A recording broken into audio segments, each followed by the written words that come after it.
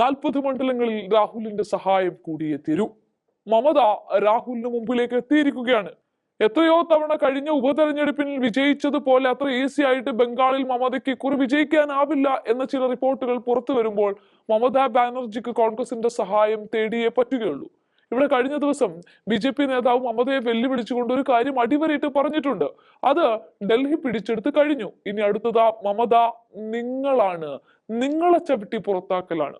അരവിന്ദ് കെജ്രിവാളിനെ പുറത്താക്കിയതുപോലെ ഇനി ബംഗാളിലും BJP മമതയെ കൂടെ പുറത്താക്കി അതുകൂടെ പിടിച്ചെടുക്കുമെന്നുള്ളതാണ്. കരുത്തുകൂടിയ BJP നേതാവിന്റെ ഈ പറച്ചിലിന് പിന്നാലെയാണ് മമത രാഹുലിനെ വിളിക്കുന്നത്. കാരണം ഡൽഹിയിൽ കോൺഗ്രസിനെ പുറത്തു നിർത്തി അഖിലേഷ് യാദവും മമതയും ഒന്നു ചേർന്നുകൊണ്ട് അരവിന്ദ് കെജ്രിവാളിന് ഒപ്പം നിൽക്കുകയാണ് ഉണ്ടായത്. എന്നാൽ 8 നിലയിൽ AAP പൊട്ടിപ്പോയി. അരവിന്ദ് കെജ്രിവാൾ, മനീഷ് സിസോദി എന്ന ഘടാഘടിയന്മാർ തോറ്റടിഞ്ഞ കാഴ്ചയും ഇതേ മമത ഡൽഹിയിൽ കണ്ടു. എന്നാൽ AAP തോറ്റടിഞ്ഞ മണ്ഡലങ്ങളിലൊക്കെ തന്നെ BJP നേടിയ ഭൂരിപക്ഷത്തെക്കാൾ കൂടുതൽ വോട്ടുകൾ കോൺഗ്രസ് അവിടങ്ങളിലൊക്കെ തന്നെ നേടിയിട്ടുണ്ട്. അങ്ങനെയുള്ള 14 മണ്ഡലങ്ങളുടെ കണക്കുകളും കോൺഗ്രസ് പുറത്തുവിടുമ്പോൾ കോൺഗ്രസിന്റെ പരാജയം എന്നതിനപ്പുറത്ത് ഡൽഹിയിൽ AAPയെ പുറത്തു നിർത്താൻ സാധിച്ചു എന്നത് വലിയ വിജയമാണ് കോൺഗ്രസിന്. 4% നിന്നും കോൺഗ്രസ് ഇത്തവണ 7% വോട്ട് പിടിച്ചതും പരാജയത്തിനപ്പുറത്തെ വിജയമാണ്. ഇതെല്ലാം മുന്നിൽ കാണുന്ന മമത താൻ ചവിട്ടി പുറത്താക്കാൻ ശ്രമിച്ച രാഹുലിൽ തന്നെ അഭയം തേടുകയാണ് ഇപ്പോൾ.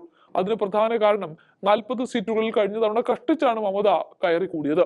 അതുമാത്രമല്ല, UPയിൽ ലോക്സഭാ തെരഞ്ഞെടുപ്പിൽ കോൺഗ്രസിന് കൈകൊടുത്ത് മത്സരിച്ചതുകൊണ്ട് അഖിലേഷ് യാദവ് പോക്കറ്റിലാക്കിയത് 39 സീറ്റുകളായിരുന്നു ഇന്ത്യ മുന്നണിയിൽ നിന്നുകൊണ്ട്.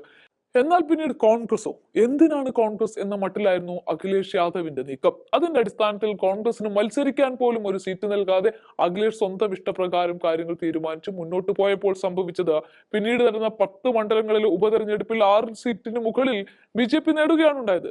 അതിൽ അവസാനം നടന്ന മിൽക്കിപൂർ എന്ന മണ്ഡലത്തിൽ, നിയമസഭാ മണ്ഡലത്തിൽ 70,000 വോട്ടിന്റെ ഭൂരിപക്ഷത്തിലാണ് BJP സ്ഥാനാർത്ഥി വമ്പൻ വിജയം കരസ്ഥമാക്കിയത്. സമാജ്വാദി പാർട്ടിയുടെ സിറ്റിംഗ് സീറ്റാണ് പോയി കിട്ടിയത്. ഈ കാര്യം അഖിലേഷ് മമതയുമായി പങ്കുവെച്ചതിന്റെ കൂടി അടിസ്ഥാനത്തിലാവാം ഒരുപക്ഷെ ഇത്തരത്തിലൊരു നീക്കത്തിലേക്ക് മമത കടന്നത്.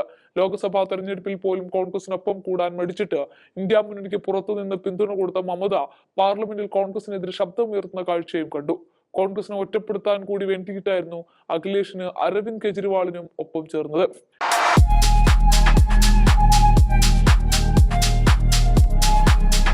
വാഗൺ സ്പൈസസ്, വാഗമണിലെ എല്ലാ ഒറിജിനൽ പ്രോഡക്ട്സും തിരുവനന്തപുരത്ത് ഒരു കുടക്കീഴിൽ ജ്യോതിപുരം ഫുഡ് സേഫ്റ്റി ഓഫീസിന്റെ മുൻവശത്ത് പ്രവർത്തനം ആരംഭിച്ചിരിക്കുന്നു.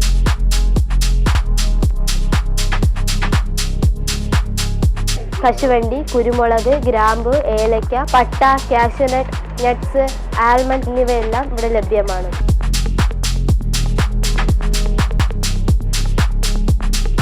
ബന്ധപ്പെടേണ്ട നമ്പർ 7994007599 അല്ലെങ്കിൽ 9656417599.